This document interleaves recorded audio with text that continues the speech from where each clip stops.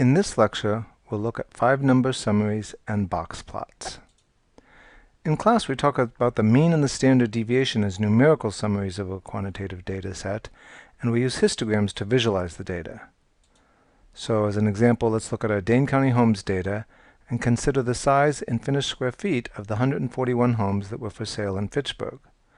The mean was 2,866, and the standard deviation was 1226. Here's the histogram of those 141 homes. And you can see that it is quite spread out in keeping with the 1,266 square feet standard deviation.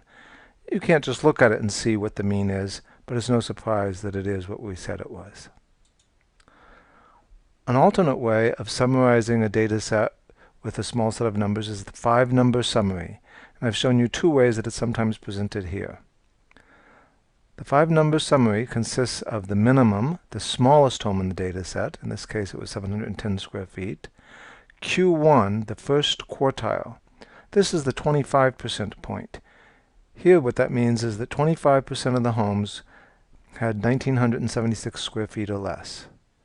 The median, which we talked about in class, it's also called the second quartile, the 50 percentile, 2,674 square feet. Q3 is the third quartile. 75% of the homes were 3,509 square feet or less. And then the maximum. 7,516 was the largest home in the sample.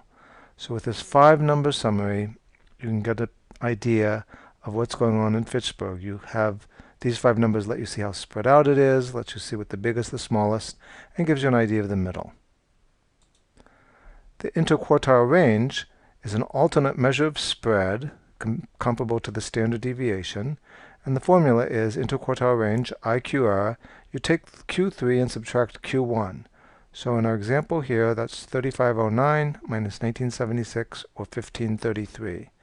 So this 1533, the width of the middle 50% of the homes, gives you an idea of how spread out the data is.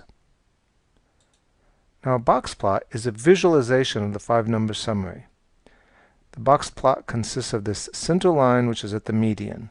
So here's the median at 2,674 square feet. Over here on the y-axis, we can see the numbers associated with these lines. Down here, the bottom of the box is the first quartile. So in our case, that was 1,976 square feet. The top of the box is the third quartile. In our case, that was 3,509.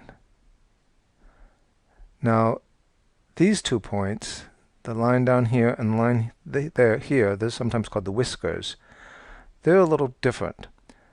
Down here, it's at the minimum, the 710 square feet. Up here, though, it doesn't go all the way up to the maximum. The width of the whiskers is 1.5 times that interquartile range, or the extreme value, whichever comes first. So down here, you hit the minimum of 710 before you come to 1.5 times that interquartile range. But up here, you get to 1.5 times that interquartile range first, and then these homes up here, these 1, 2, 3, 4, 5 homes, are considered outliers.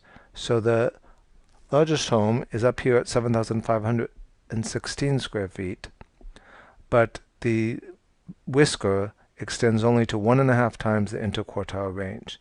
And so this is a visual that shows you the 5-number summary, and again, it gives you an idea of the spread of the home sizes and where the center is.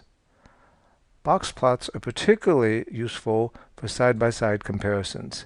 Here we see Fitchburg and Verona box plots side by side. This would be difficult to do with histograms, and we can easily see that the homes are about the same size in the two communities. These boxes are largely overlapping, and that the ones in Fitchburg are a little spread out more and have higher up outliers. So that's why box plots are an alternate way of showing quantitative data, is especially good for comparisons. So in this short little lecture, you've seen the 5-number summary, the interquartile range, and box plots. In the PowerPoint that we did in class, the directions for getting the quartiles, doing the 5-number summary in Excel.